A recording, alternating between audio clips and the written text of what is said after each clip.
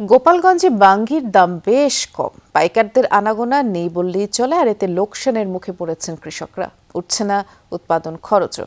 স্থানীয় ব্যবসায়ীরা বলছেন, জ্বালানি সংকটে পরিবহন খরচ বেশ বেড়েছে, যে কারণে পাইকাররা আগ্রহ হারিয়েছেন, জমিতেই নষ্ট হচ্ছে অনেকের ফসল। এর ফলে ধার দেনা শোধ আর পরিবার চালানো নিয়ে দুশ্চিন্তায় পড়েছেন স্থানীয় কৃষক। অয়েল অ্যাবজর্ব করে আপনার পরিবারকে রাখে হেলদি।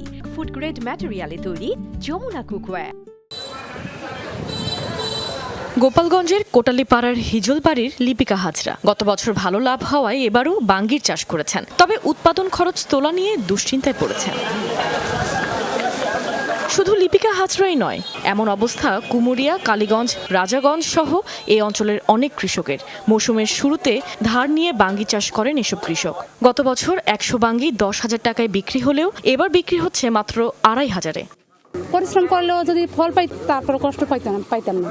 এখন যে কষ্ট, মানে ফুট এইখানে কালকে 600 টাকা দিয়ে একটা কিষান নিছি, আজকে ফুট বিক্রি করছি মাত্র 700 টাকা, আট গামলা। চলে না আমার কথা, আনলে পর গামলা যদি 100 টাকা ব্যস্ত, 100 টাকা 150 টাকা চলে কোন কায়দা? এত কিষানের দাম হয় না। আজকে 2 গামলা বেশি 300 টাকা।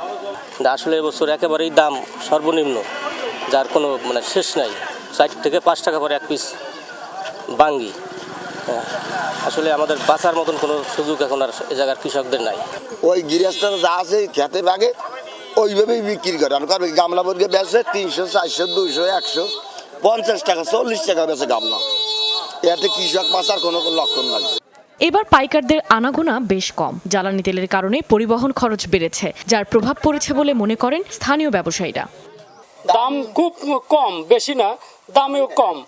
দাম 4,000, 3500, 2500 এইভাবে আমাদের বিক্রি, তাও চাহিদা কম। কৃষক কোনো টাকা পাবে না, অর্ধেকের 3 ভাগের 1 ভাগ টাকা পাবে না। কৃষক একেবারে এই খাদ্য দ্রব্য যে এই যে বাঙ্গি আর তরমুজ এক চালান পাতি কেউ পাবে না। আমরা যারা আড়তদারকে পয়সা করেও পাবো না।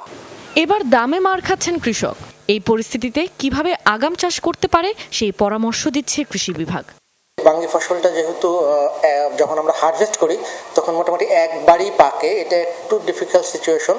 এই জন্য আমরা কৃষকদেরকে যেটা পরামর্শ দিয়ে থাকি যে ক্রমান্বয়ে হারভেস্ট করার জন্য।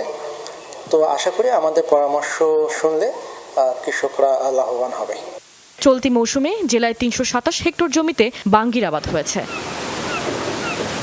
কাশফিয়া রুহি, যমুনা নিউজ।